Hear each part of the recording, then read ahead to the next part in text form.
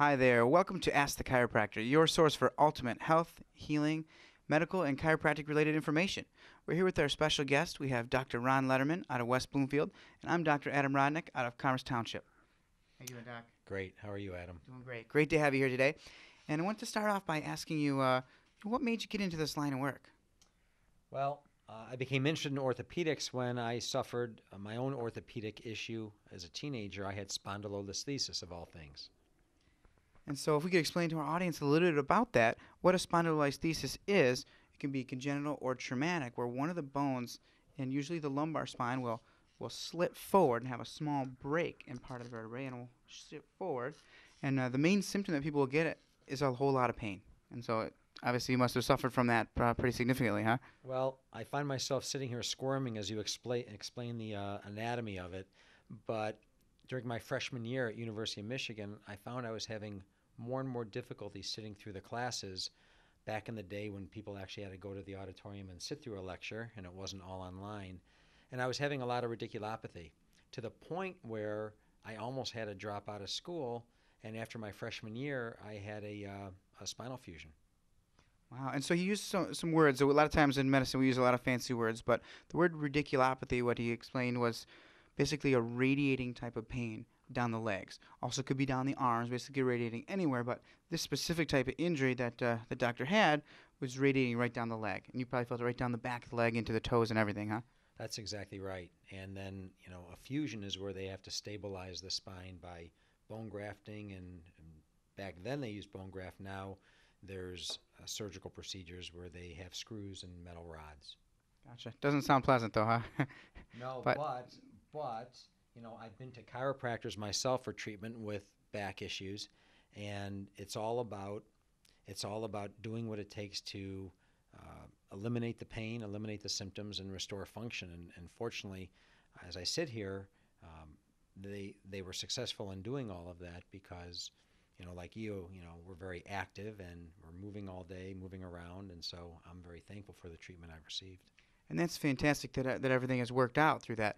Now, another misconception that we see a lot of people have is that chiropractors can't work with medical doctors or orthopedic surgeons and things like that. And I always have a philosophy we tell our patients that we say natural first, drug second, surgery last. And so in this case, obviously everything worked out the right way where surgery absolutely is the right option in a certain amount of cases. That's correct. And as an orthopedic surgeon, everyone in my group shares that same philosophy, which is surgery is a last resort. And that's one reason I rely so heavily on my colleagues, on my chiropractic colleagues, to do things that I can't do. I've never been trained to manipulate the spine. And there are things that you have in your practice that you can provide to my patients. And the other thing I've always appreciated in working with you is the open lines of communication, which I think is very important for continuity of patient care.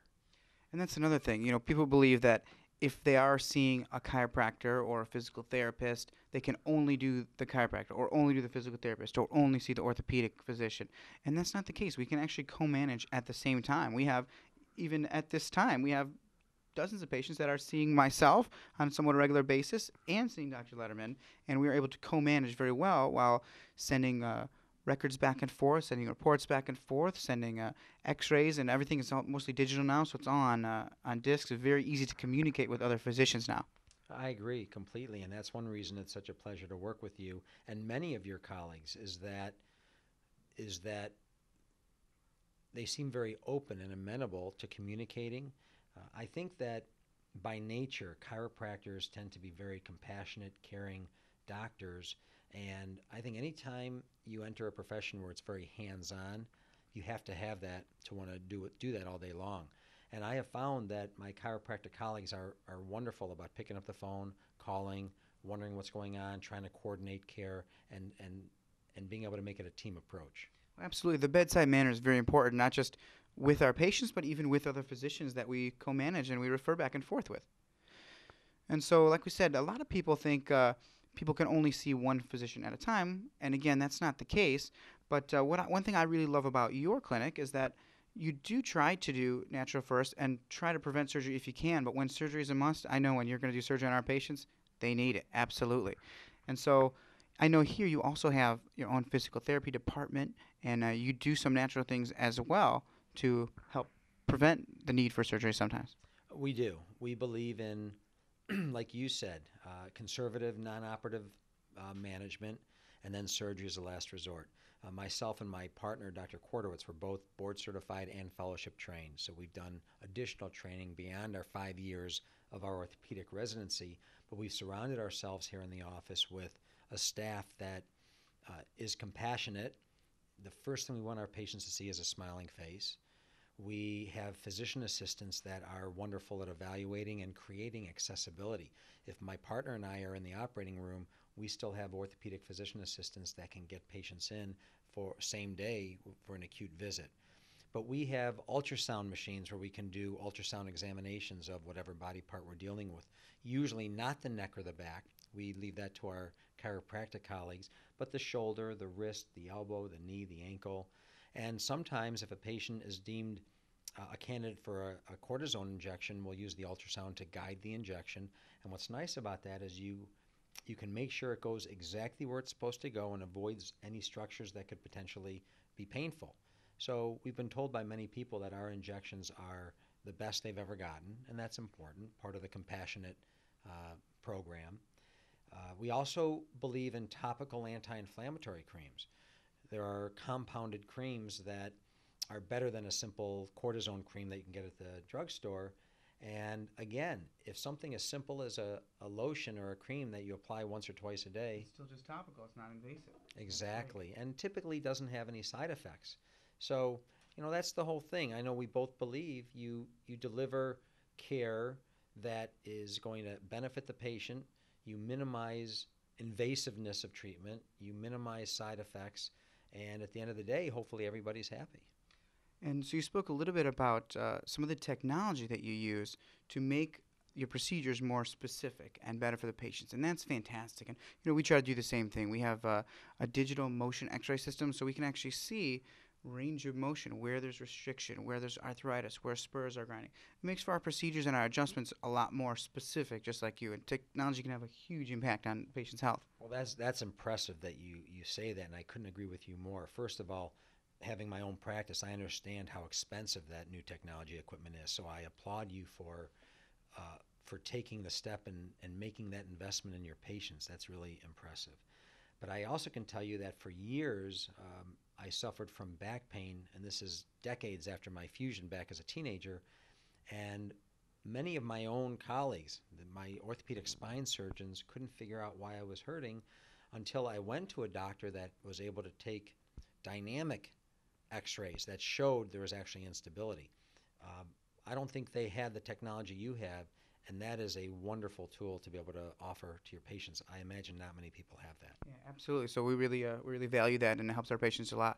Now, you also talked a little bit about convenience for care, and we really appreciate that your office has the physician's assistants and has accessibility so that, when I send a patient over and I see one of my patients comes in as a little girl with a broken arm, I want to make sure it's not going to be 3-4 weeks before she gets any care. So we really like to see there's convenience, and we try to strive to do that in our office as well, which is why we have multiple doctors in our office.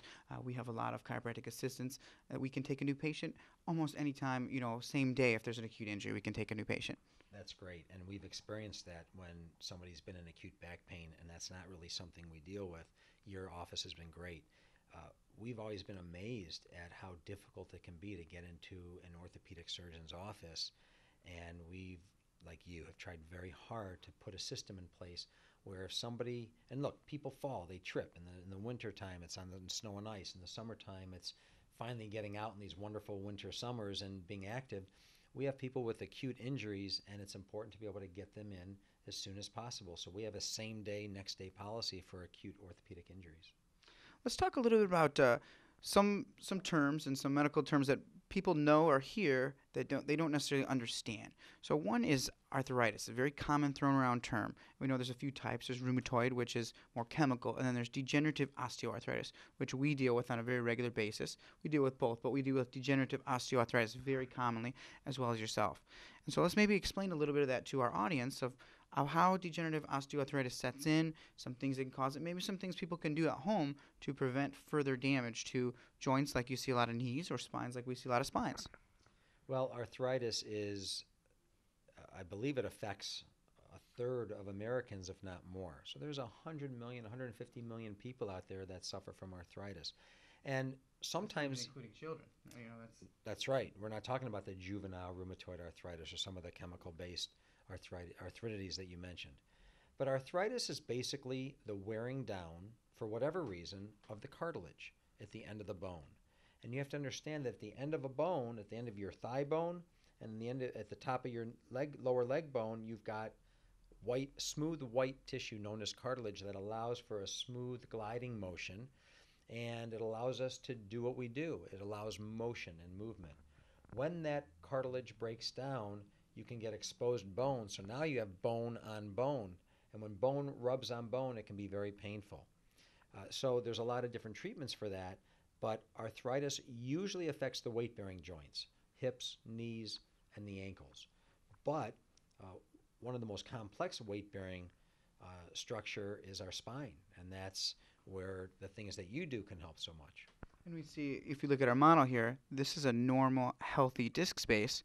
And what we can see with our other one here is the disc space is starting to diminish. And a lot of times this happens from poor misalignment, which we call subluxation over time, which then think of a car that's out of alignment. The longer it's out of alignment, the more it wear and tears. Same thing here with the spine. The more it's out of alignment, the more that's going to wear and tear and wear out faster, which is what degenerative osteoarthritis is. And also restricted motion. Where people have restricted motion, which these days is very common because people don't get off the couch as often. People aren't out exercising. And so there's a lot of restricted motion. And so the discs don't move correctly to get water by a process called imbibition in and out of the disc space. And so when there's not water, it's kind of like a dried up sponge. You dry the sponge up, it's not going to be as healthy. You know, if you ran over a wet sponge with a car, it's going to poof back up. But if you run over a dried up one, it's not. It's going to crack. It's going to wrinkle. And that's when we start to see bone spurs develop around the edges, which is what we see with other joints as well. We see that in shoulders and knees and hips as well. So that's interesting. You know, the most common structure in the knee that's torn is the meniscus. And the meniscus is not unlike the disc in the spine. They're little donut-shaped pieces of cartilage that act as shock absorbers. And what happens is, as we get older, the disc starts drying out, the meniscus starts drying out, and I always equate it like a rubber band. Open up a bag of rubber bands and you can stretch it real far, comes right back just fine. If the rubber band is older and dried out, you start stretching it and you see those tiny little cracks. Before you know it, it snaps and it tears. And that's not unlike, our knee joints. And the most common orthopedic procedure done worldwide is arthroscopic surgery for the most common diagnosis, which actually is meniscus tear. I see you have some models. Maybe you could show us a little bit about... Sure, absolutely. This is at the end of the road. What we see here is a full knee replacement, and this is a partial knee replacement. And interestingly enough, my partner, Dr. Kordowitz, and I were the first orthopedic surgeons in the entire Midwest to perform this new customized partial knee replacement or resurfacing about 5 or 6 years ago. We also were the first in Michigan to perform the new customized total knee replacement. So just like you, we try and embrace new technologies for the betterment of our patients. That's fantastic. That's really amazing that you're the first one in the state to perform such a procedure. It was exciting, and we have a lot of patients that have heard about it and are now coming to us, and they're getting a lot of benefit from that. And let our audience know, what type of patients usually need something like this done? Well, that's a great question. So you talk, just like in the spine, about losing the disc space, which is basically losing the cushion between the bones. It's no different than in the knee. When you lose the cartilage between the bones and you end up with bone on bone, you need, if it becomes debilitating and painful, that's when you do a replacement. For someone that only has arthritis in one compartment or one part of the knee, they might be a candidate for a partial replacement. And the advantage there is we can save their ligaments, so it's a much smaller surgery, shorter recovery, less bleeding, less pain, and they're back to full motion and recovery within a month. For a full replacement, it still is an amazing procedure, but it takes longer because there's more involved. I love to see that. It's great to see that you can do partial. If someone, in the past, if someone needed only a little bit of it done, You have to have the whole knee done, which are is absolutely longer right. recovery. It's terrible. And they're doing a lot of different procedures surgically now on the spine as well. Now, when we see this in our office, where we see the disc space has started to degenerate or diminish through chiropractic adjustments, we can remove misalignment and subluxation and get healthier motion back into the spine. And by keeping healthier motion, it allows fluid to start circulating in and out of that disc. So most of the time, we can actually prevent some of it from getting worse. And even sometimes, we can actually see the disc space start to regenerate a little bit. That's fantastic. We'll see oftentimes, someone came in and they tell us in the last 20 years they've lost 2.5 inches of height. We start seeing them, let's say maybe 6 months down the road, they don't regain 2.5 inches, but they may have regained 3/4 of an inch or half an inch of height because we're starting to get some circulation and motion of fluid back into the disc. So we're really glad to see that. But when there is nothing left at all, a lot of times the pain can be so severe, we can absolutely help to alleviate their pain in our office. However, there's a time and place where surgery is absolutely the right choice for that particular candidate with the spine or with any joint as well. Yeah, I would agree. What other types of things are you doing in the office to help restore disc height? So we actually happen to have some really cool technology for some physical therapy machines as well. We do Cox flexion distraction, which is a form of decompression. So patients will lay on the table, and the machine comes down and stretches to open up the disc spaces in the lumbar spine. And we see some great results with people with that, with not only degenerative discs, but also with bulging or herniated discs. Instead of thinking of the spine like that sponge now without water, if someone was to think of it like a water balloon, when you squeeze a water balloon before it breaks, it'll bulge, take the path of least resistance before it breaks. Now, when it ruptures, that's bad news, and oftentimes surgery is the only option for something like that. However, if it's a small bulge, by having chiropractic adjustments, we do see some fantastic results with bulging or herniated discs where they're irritating or pinching on the nerves. So some of the procedures we do in the office, like the flexion distraction, can help along with our adjustments to take pressure off of the discs and off of the nerves. And we have also some different traction and therapy equipment to help restore some of the normal structures of the spine. Where we see there should be normal curvatures when we look at the spine from the lateral or side view. A lot of times with all the things that people are doing these days, like sitting hunched forward in front of computers or text messaging all the time, and sitting forward, they start to lose some of the normal cervical lordosis. So we have some equipment to help stretch the ligaments out to bring them back.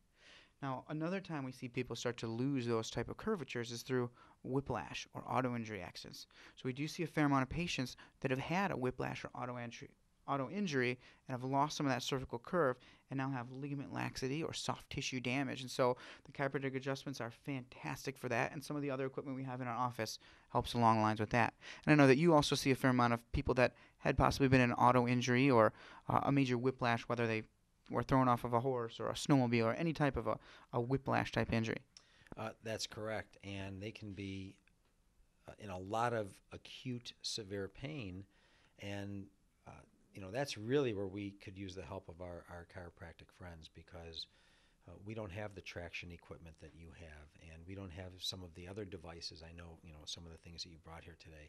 So it's very helpful, but the acute traumatized patient from whatever, falling off a bike or being in a car accident, very often it's multiple body parts that are injured. We prioritize those. We evaluate all of them.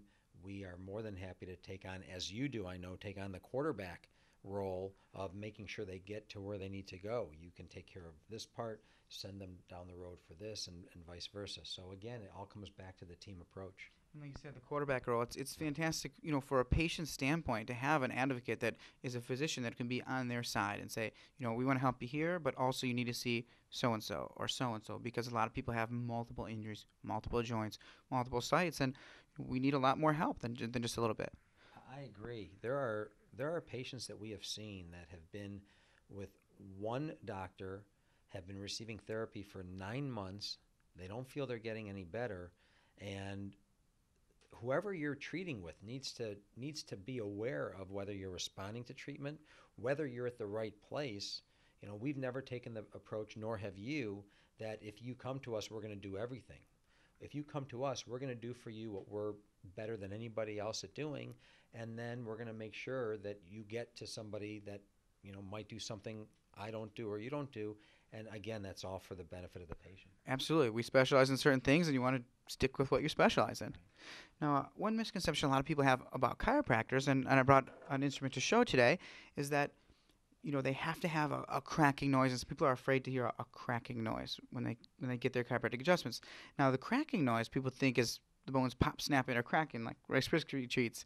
However, it's just depressurization of nitrogen or CO2 gas bubbles within the joint. So we do have some instruments and some ways that we can make our adjustments actually without hearing the cracking noises.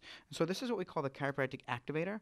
It's a lower force, higher speed way of making adjustments, and I can show you on your hand here, Doc.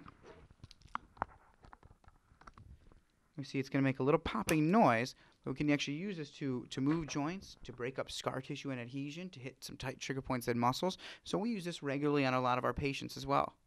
And we can find it as a good procedure and adjunct way of helping our patients.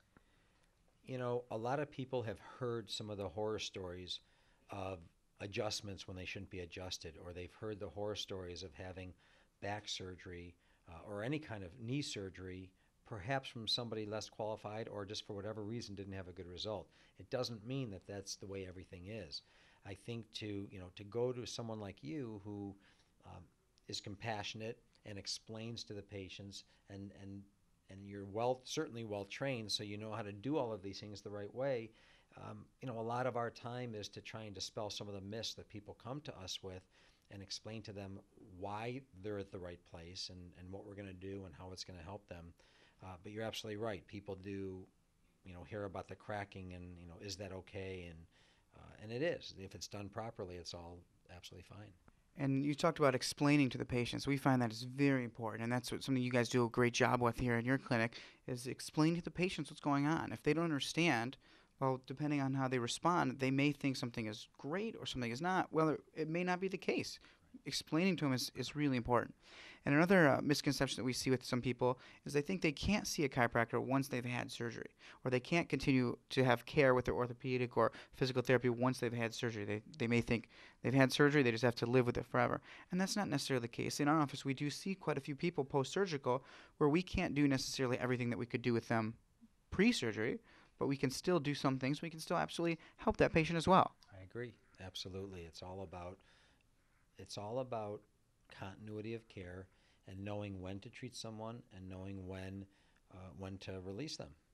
It's definitely important for follow-ups, and like we said, it's very important for patient education. Let them know exactly what's going on. The use of models and education tools is fantastic. The use of things like we're doing now, we're giving out health-related information to the public is great. Most people have a lot of misconceptions about health, about joints, about pain, and there's a lot of people who just live on over-the-counter drugs, and that's all they do. They don't seek the treatment of doctors, and they think, as long as they can handle the pain, they do. And unfortunately, a lot of times it just gets worse and worse until a joint goes bad, and then next thing you know, now they may need surgery without taking care of it in the forefront when things first started.